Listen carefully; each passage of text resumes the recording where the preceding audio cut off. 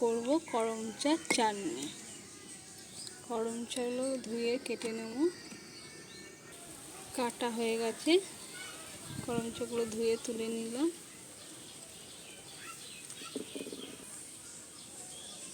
উনানটা ধরিয়ে কড়াইটা বসিয়ে দিলাম। কড়াই সামান্য তেল দিয়ে দিলাম।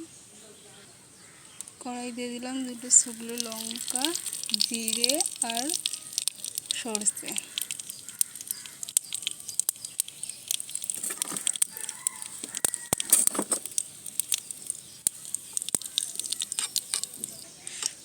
এগুলো ভাজা হয়ে গেছে, এবার দিয়ে দেবো করমচাগুলো।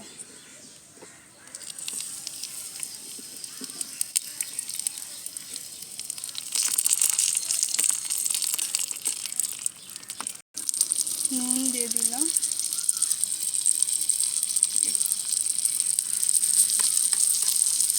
করমচাগুলো গলে গেছে। করমচা গলে গেছে, চিনিগুলো এবার দিয়ে দিলাম।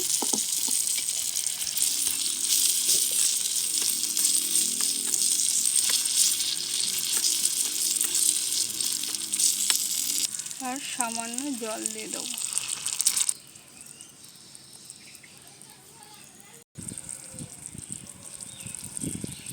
আমাদের চাটনি রেডি।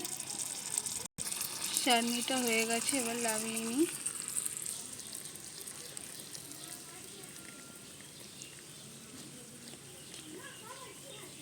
চাটনি রেডি।